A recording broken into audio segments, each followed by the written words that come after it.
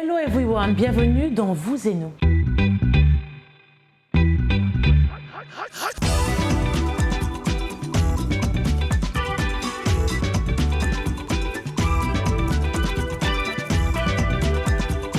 Ravi de vous retrouver pour un nouveau numéro de Vous et nous. Et au programme cette semaine, nous aurons en plateau Abdul Salam Maïga, un homme de lettres malian. Au Tchad, depuis 4 ans, les enfants de la rue ont un nouveau refuge à N'Djamena grâce à l'association Dakuna Espoir. Connaissez-vous Chegué Central? En fin d'émission, vous saurez tout sur cet artiste centrafricain. Et comme d'habitude, nos segments ne manqueront pas avec l'hashtag Vous et nous et l'Anglais Express. Et Anna Touré sera avec nous en duplex de Paris avec la rubrique Tendance. Mais on démarre avec un reportage Made in America. La Virginie occidentale vient d'abriter un jamboree qui a réuni plus de 45 000 jeunes scouts venant de 150 pays. Échanges d'expériences, discussions sur plusieurs thématiques, divertissements. Leur quotidien était riche en couleurs et en culture. Le thème choisi pour cette 24e édition, les clés d'un monde meilleur. Eric Manirakiza est allé à la rencontre de ces scouts dans les montagnes des Appalaches. Échappée belle dans un site naturel renommé de Virginie occidentale, le Summit Beecher Family National Scouts. Pour ces jeunes des Comores, le rêve est devenu réalité. C'est un rêve, hein? C'est un rêve qui se réalise. Le rassemblement mondial des scouts de 14 à 18 ans a lieu tous les 4 ans depuis 1920. Je vois les enfants qui ne sont pas du même pays, ils se regroupent tous ensemble pour jouer à côté de notre camp. Et quand je regarde, je dis, ben voilà, c'est ce monde meilleur que nous aspirons tous à avoir. Les Grands Lacs et l'Afrique australe sont également représentés. Tous adorent l'ambiance et l'harmonie. Et la vie scout, c'est vraiment une vie d'engagement pour changer le monde. C'est ma première journée ici. Je vois tout le monde avec joie. C'est vraiment exciting. Savoir se prendre en charge et organiser sa vie, c'est ce que retient ce jeune Sénégalais. J'ai appris parce que moi j'étais désordonné, mais là on dit de bien tenir ici. J'ai appris beaucoup. J'ai appris comment faire des connaissances, comment parler aux gens, et j'ai appris beaucoup de langues, quoi. Ce jamboree est un monde vivant, libre, sur ce site de Leesburg, en Virginie occidentale. Plus de 45 000 scouts se gèrent entre eux. Pas besoin de policiers ni de juges. C'est incroyable, c'est vraiment le village mondial. Et ici, tu as tout ce que tu veux faire. Hein. Tu as des grands événements culturels avec la musique, avec le théâtre, avec la danse. Il y a des choses d'aventure avec le rafting, avec le kayaking, des choses comme ça. Mais il y a aussi le temps, il y a l'espace. Après 10 jours de vie commune dans un monde idéal, ces jeunes vont retourner chez eux avec l'objectif de rendre meilleure leur communauté, perpétuant ainsi la pensée du fondateur des scouts, Baden-Powell. Un grand merci à Eric Manirakiza pour ce reportage. Rappelons que les mouvements de scoutisme proposent aux ados de s'épanouir par le jeu et le contact avec la nature. Mais c'est aussi un lieu de service et à partir de 17 ans, on peut y prendre des responsabilités pour aider les jeunes à grandir et à leur inculquer certaines valeurs. Au Tchad, à présent, une centaine d'enfants nécessiteux sont pris entièrement en charge par l'association culturelle Tchad Star. Depuis 4 ans, l'association se penche sur la situation des enfants de la rue et des jeunes démunis de N'Djamena.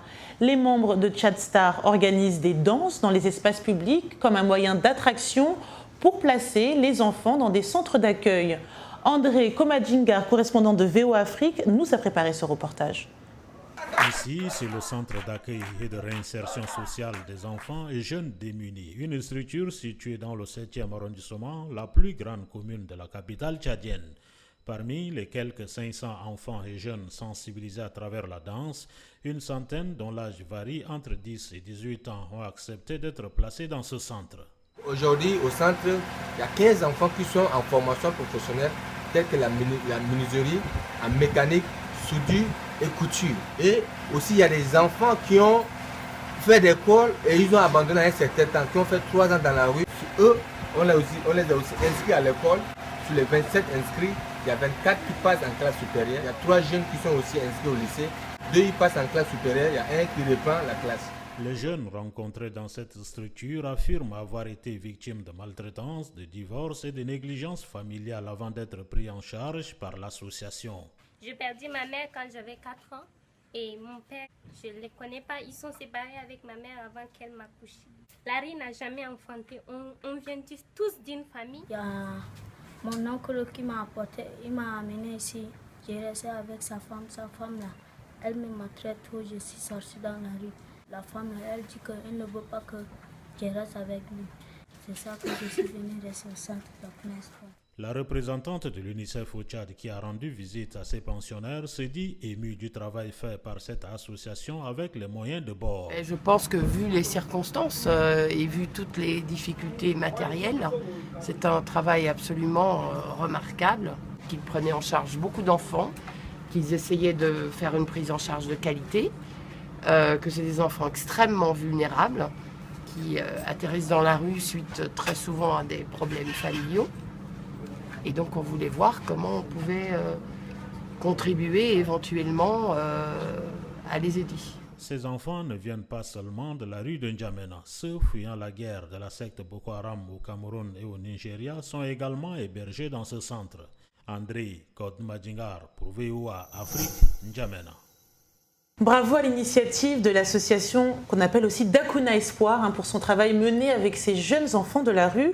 On leur souhaite beaucoup de réussite dans leurs différents domaines de formation suivie, la danse, menuiserie, couture, comme vous avez pu voir, et peut-être même d'autres filières après le lycée. N'hésitez pas à contacter l'association si vous voulez les soutenir à distance ou si, pourquoi pas, vous passez à N'Djamena. Nous avons également un invité en plateau. Il s'agit d'Abdul Salam Maïga. Il est arrivé en 2007 aux États-Unis et il enseigne aujourd'hui, entre autres, le français dans le système scolaire public de Nashville. Cet homme de lettres a publié en 2015 un premier livre intitulé Soutoura, la princesse Songoï, traduit en 15 langues, dont 10 en langue africaine. Bonjour. Bonjour. Merci d'avoir accepté l'invitation. Donc on sent bien, j'ai avec moi vos deux premiers ouvrages. Le premier, que je viens de citer, et le deuxième, La perle du Sahara. On sent vraiment, quand on lit vos ouvrages, que vous êtes très attaché à votre culture et à retranscrire, comme ce que font les plus anciens, les contes, etc., mais plus à la destination de la jeunesse. Pourquoi ce choix ? Effectivement, vous avez constaté qu'après les préoccupations après les indépendances a beaucoup évolué en termes littéraires. Pendant les indépendances, il fallait faire des livres pour les gens qui ont un certain niveau plus élevé. Mais aujourd'hui, en Afrique, il y a beaucoup de jeunes et nous avons ce besoin de créer une littérature spécifique pour les jeunes. Et pour faire des livres pour les jeunes, c'est une très bonne idée. Vous avez même un autre projet, Lire pour s'instruire, lire pour se construire. C'est le titre d'un concours que vous préparez, que vous envisagez donc au Mali. Pouvez-vous nous en dire plus ? Effectivement, en collaboration avec Farafina VOA Mali, nous avons initié le concours Lire pour se construire et lire pour s'instruire. D'abord, la lecture, c'est un moyen essentiel pour les enfants d'apprendre les connaissances dans diverses langues. Parce que notre vision, ce n'est pas seulement les langues romaines ou bien la langue française, mais aussi ce sont les langues locales de chez nous. Oui. Donc, pour avoir les compétences qu'il faut et être vraiment compétent dans nos langues, ça passe par la lecture obligatoirement. Je vous sens timide, mais j'ai vraiment envie que les téléspectateurs puissent aussi comprendre les subtilités de votre travail, parce que vous parlez pas mal des interdits, des tabous, de ce qu'on peut apprendre dans nos cultures, à travers les traditions. Et par exemple, dans La perle du Sahara, quelle est la moralité de l'histoire ? La perle du Sahara, c'est d'abord l'histoire d'un homme qui est musulman, qui est tombé amoureux de sa sœur. Et à ce niveau, il y a beaucoup d'interdits. L'interdit d'abord au niveau de l'action personnelle. Parce que quand on tombe amoureux de sa sœur, on se combat. C'est le combat d'abord, il est interne. Et cette personne va réfléchir, il n'arrive pas à s'entendre lui-même. Donc finalement, ses sentiments sont devenus plus forts que la réalité sociale. Il va interpeller son griot pour l'annoncer ses sentiments. Le griot demeure perplexe. Et à ce niveau, certains lecteurs vont se poser la question, est-ce que cet auteur-là va traiter l'inceste ou bien il va traiter l'impossibilité de l'inceste? Et qu'est-ce qui rend l'inceste impossible, ce sont les valeurs cultivées, ce sont les valeurs ancestrales que nous avons héritées de nos ancêtres. Et ces valeurs, en Afrique, ce n'est pas des lois écrites, mais ça se trouve dans des contes, ça se trouve dans des récits. Et tout au long de ces livres, les personnes qui vont intervenir dans la vie de ces héros principaux qui se nomment Wangaharo vont s'inspirer des contes africains qui sont remplis de leçons pour l'amener à raisonner. Merci beaucoup. Je rappelle que vous avez donc 2 ouvrages, je les montre, et vous avez également la possibilité d'être suivi par les réseaux sociaux. Un 3e livre est en préparation, donc restez bien connectés avec Abdoul Salam Maïga. Merci beaucoup pour votre passage. Merci beaucoup. Si je pourrais ajouter un mot, mon premier livre qui s'appelle Sutura, j'ai invité 10 nationalités africaines pour pouvoir les traduire dans les langues africaines. Et c'est quelque chose qui me tient à cœur. Et dans ce livre, beaucoup des Africains se sont reconnus dans un conte écrit par un Malien. Ce qui montre, ce qui unit les Africains est plus grand que ce qui les divise. Et dans le temps, le projet qui me tient à cœur, c'est que les Africains s'unissent pour qu'ils écrivent pour les enfants africains, les réalités africaines, et pour que l'école ne soit plus un mystère pour nous, ce que nous apprenons soit en adéquation parfaite avec ce que nous vivons. Tel est mon objectif pour l'Afrique. Tel est mon objectif pour le monde noir. C'est en se connaissant qu'on peut amener les autres à nous respecter et à savoir également profiter des compétences que nous avons. Le message est passé. Merci beaucoup, Ekia. C'est un grand plaisir d'être avec vous aujourd'hui. Et je remercie tous les éléments de la Voix d'Amérique. Merci beaucoup. Toute autre chose, on passe à la question de la semaine. Vous avez été nombreux à y répondre et c'est justement comment inculquer des valeurs positives aux jeunes. Nous avons Richard Junior Kabeya Kananga en République démocratique du Congo. Chaque peuple doit enseigner ses valeurs aux jeunes dans les écoles, au sein du foyer et à l'église. En agissant ainsi, il y a la possibilité de sensibiliser un plus grand nombre de jeunes. Emmanuel Conan à Abidjan, Côte d'Ivoire, inculquer certaines valeurs aux jeunes commence par leur donner l'accès à la formation intellectuelle, physique, morale et spirituelle, ce qui leur permettra effectivement de devenir des personnes utiles à eux-mêmes et à la société. Boni Chiyamba, Kinshasa en RDC, les bonnes valeurs sont mieux inculquées au niveau de la famille dès le bas âge. Ce n'est pas le rôle de l'école qui, elle, ne donne que l'instruction. Pour preuve, les gens qui ont beaucoup étudié sont ceux qui volent le plus. Vous et nous partout, English Time avec Michel Joseph qui nous revient avec une nouvelle leçon d'anglais et c'est dans Anglais Express bien sûr. Bienvenue à l'Anglais Express. Comment distinguer ces 2 expressions qui semblent avoir le même sens et s'employer de la même façon? Essayons de comprendre ces nuances. For et since. Par exemple, la phrase « How long have you lived in Washington ?» Cela fait combien de temps que vous vivez à Washington? Vous pouvez répondre de ces 2 façons-là. « For 10 years » Cela fait 10 ans. Ou bien « Since 2009 » Depuis 2009. Donc, quand on se sert de l'expression « for », ça se réfère à une période de temps, mais ce n'est pas spécifique. Par exemple, We are going to New York for the weekend. Nous allons à New York pour le week-end. I have studied English for many years. J'étudie l'anglais depuis très longtemps. Ce sont des durées non spécifiques. Ce qui est pratique avec l'expression for, c'est qu'on peut parler du passé, au présent et au futur, sans changer l'expression. Par exemple, Last year, I traveled for 3 weeks. C'est au passé. L'année dernière, j'ai voyagé pendant 3 semaines. I'm traveling for 3 weeks. C'est au présent. Je voyage pendant 3 semaines. Next year, I'm traveling for 3 weeks. Au futur. L'année prochaine, je voyagerai pendant 3 semaines. Et merci voilà Michel. Vous pouvez retrouver toutes nos leçons sur notre site VOA Afrique, rubrique Vous et nous. On retrouve à présent la rubrique Tendance avec Anna Touré.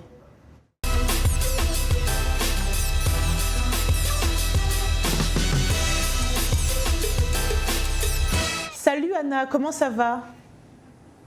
Salut Ekia, très bien et toi? Je vais très bien. De quoi parle-t-on aujourd'hui? Alors aujourd'hui, on va parler des tendances capillaires, de la nouvelle tendance capillaire en fait, qui fait quand même fureur depuis quelques années, à savoir les lace wigs, ou traduit en français directement, perruque sur base de dentelle, pour que cette dentelle en fait ressemble plus à notre cuir chevelu. Alors pourquoi on porte des perruques en général? Pour changer de tête sans avoir à modifier la texture naturelle de ses cheveux. Le but c'est que quand même cette perruque ait l'air le plus naturelle que possible. Certains décident de poser ces perruques avec comme de la colle ou du gel au niveau du pourtour de la perruque, mais on va découvrir du moins que c'est possible de le faire sans colle grâce à Inès Becker, une spécialiste en pose de lace wig qu'on a eu la chance de rencontrer à Paris dans son boudoir spécialisé en pose de lace wig. Bonjour à tous, je suis Inès Becker et je vous souhaite les bienvenus dans mon boudoir parisien de la lace wig, spécialisé dans la pose de lace wig, la customisation de lace et la vente de lace wig. Alors, comme Anna vous l'a annoncé, aujourd'hui je vais vous démontrer qu'il est possible de porter votre lace wig sans colle avec un rendu naturel pour toutes celles qui n'aiment pas la pose à la colle. Alors, pour une pose de lace wig sans colle avec un rendu naturel, il vous faut impérativement avant tout confier votre perruque à une spécialiste de la lace qui sera à même de respecter les 4 étapes primordiales à la réussite d'une pose de lace wig sans colle. La première étape est celle de la customisation. La customisation, c'est une technique qui vous permet de personnaliser votre perruque afin qu'une fois que vous la portez, qu'elle soit indétectable. Donc, elle consiste au blanchiment des nœuds. Donc, on blanchit les points noirs qu'il y a sur la dentelle sur laquelle on a confectionné votre perruque afin qu'ils disparaissent. Après, on a la gestion de la densité qui consiste à gérer le volume en fait sur toute la partie frontale de votre perruque. Donc, enlever du cheveu pour qu'elle paraisse plus naturelle sur toute la partie frontale. C'est ça l'étape de la gestion de la densité et la création de la hairline naturelle. Donc, c'est-à-dire qu'on vient recréer la trajectoire en fait que suit la naissance de vos cheveux sur votre front, sur la perruque, afin qu'une fois que vous la portiez, qu'elle soit naturelle. Voilà. Et là, ça, c'est pour la première étape. Et l'étape 2 sera celle de la pose de la bande élastique. Parce que vu qu'on fait une pose sans colle, la bande élastique viendra sécuriser votre perruque et permettra de la plaquer au maximum. Donc, elle est très importante. Après, l'étape 3 sera celle de la mise en place de votre perruque sur la tête, sur votre tête ou sur la tête de votre modèle. Vous la mettez bien en place, vous l'ajustez bien, vous la ramenez bien à l'avant, vérifiez au niveau des tempes, des oreilles, pour qu'elle soit bien en place. Vérifiez la bande élastique soit bien positionnée derrière. Et voilà, elle sera bien posée comme ça. Dernière étape est celle de la stylisation. Donc, vous stylisez votre perruque selon vos goûts, des boucles, des wavy, ray milieu, côté, chignon, à vous de voir. Alors, donc, pour ma belle Christelle, ce sera, comme je vous ai dit, une pose sans colle. Donc, il vous faut impérativement ne pas avoir du volume sur la tête. Donc, soit vous avez le choix entre faire des nattes, là, je lui ai fait 2 nattes sur la tête, ou essayez de plaquer au maximum vos cheveux pour avoir le moins de volume possible. C'est très important. Alors, après, vous venez mettre en fait un bonnet. Vous savez, il y a plusieurs couleurs de bonnet. Vous choisissez la couleur de bonnet qui s'adapte le mieux à la carnation, à la couleur de peau de votre modèle ou de la personne à qui vous voulez poser votre perruque. Voilà. Essayez de mettre le bonnet le plus en retrait possible. En tout cas, vous mettez là.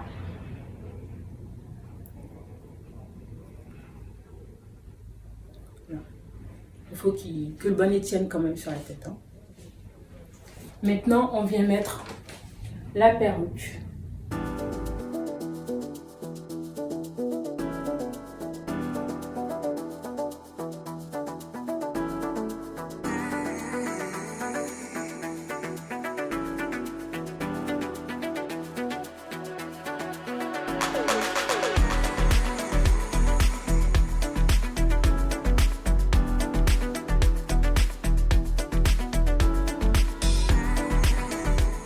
Alors voilà le résultat. Notre belle Christelle porte une perruque bouclée, customisée.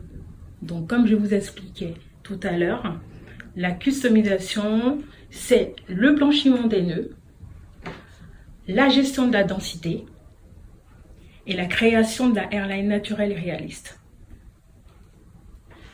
Ce qui donne un effet vraiment naturel. Et le tout posé sans colle. Et voilà pour mes petits conseils concernant la pose de lace wig sans colle que je voulais partager avec vous. Et est-ce que tu nous conseilles de mettre aussi ce genre de perruque ? Alors pourquoi pas si on veut changer de tête, ça permet par exemple de ne pas endommager en fait la texture naturelle de ses cheveux, de garder les cheveux naturels si on les a naturels, et ça permet de changer de tête très facilement à condition que la pose soit bien faite et vraiment confier sa tête, si je puis dire, à des professionnels. C'est pas une chose à faire à la va-vite, parce que si c'est mal fait, c'est vrai que ça peut être très flagrant avec la dentelle qui est trop apparente. Et grâce à la vidéo, vous pouvez voir en fait que c'est très spécifique. Lorsque c'est bien fait, c'est top, mais si on le fait soi-même, c'est pas toujours un résultat qu'on apprécie. Donc très important de faire face à de confier sa tête à des spécialistes. À des professionnels, oui. Merci beaucoup, Anna. Voilà. On se revoit très vite. Au mois prochain. Place à présent à notre rubrique Actualité, une initiative de Ronald Rael, professeur d'architecture à Berkeley, et Virginia San Franstello, qui enseigne le design à San José, émeut des millions d'internautes. Les deux professeurs californiens ont eu l'idée d'installer des balançoires sur la frontière entre le Mexique et les États-Unis. Ainsi, de chaque côté de la barrière, des enfants peuvent prendre place sur l'installation et jouer ensemble. 3 balançoires roses ont ainsi été dévoilés et c'est quelque chose qui émeut énormément. Ce projet se veut un symbole d'opposition au projet de Donald Trump d'achever la construction d'un mur entre les deux pays. Un autre Américain fait parler de lui sur la toile. L'ADN du célèbre acteur Samuel L. Jackson l'apparente principalement aux Benga, une ethnie gabonaise. L'Américain a officialisé cette parenté en recevant son passeport gabonais des mains du ministre des Affaires étrangères local et en rencontrant le chef traditionnel des Benga. Il a également été reçu par le couple présidentiel M. Ali Bongo et sa femme. Cette visite au Gabon s'inscrit dans le cadre d'un documentaire intitulé « Réduit en esclavage » qui traitera en 6 épisodes la traite négrière et l'esclavage des Noirs d'origine africaine aux Amériques. Il s'appelle Chege Central et il est centrafricain. Ce qui frappe chez lui, c'est la modernité de ses productions musicales. Il n'a jamais été en Europe ou aux États-Unis. Et pourtant, quand il chante Sango, on a l'impression d'entendre un Nigérian qui chanterait en anglais. Sa musique est aussi un mélange d'afrobeat et de musique urbaine. Je vous encourage à suivre cet artiste centrafricain de très près. Suite au problème qu'a connu la Centrafrique, il est parti s'installer à Libreville au Gabon depuis 2013. Et en attendant son EP prévu pour la rentrée, je vous laisse découvrir Colette qui un peu interpelle les femmes et les hommes sur les femmes rencontrées dans les bars. Peut-on les mettre au foyer? C'est le dernier titre de l'artiste Chege Central. Hey là.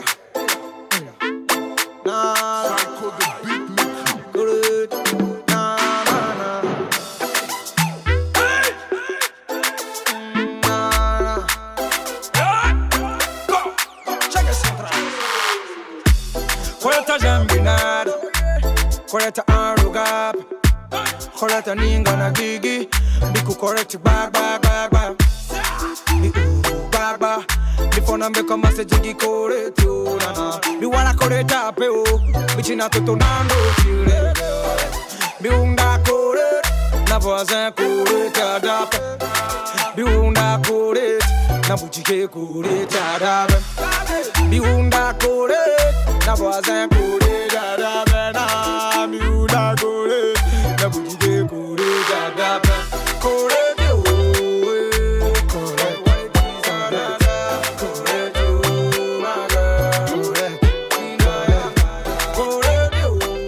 Merci à vous de nous avoir suivis via nos stations partenaires. Merci à vos nombreuses propositions d'artistes que des fois on ne connaît pas. N'hésitez pas sur notre page VOA Afrique ou même sur nos pages à Roger Muntu et à moi-même, Ekia Badou. Et puis un grand clin d'œil à Canal 3 à Niamey ainsi qu'à Télé Tchad à N'Djamena. Et on vous dit à la semaine prochaine. Baby gaga. C'est vrai que Waliti Baraza Canada Pena. C'est vrai que Waliti Baraza Canada Pena.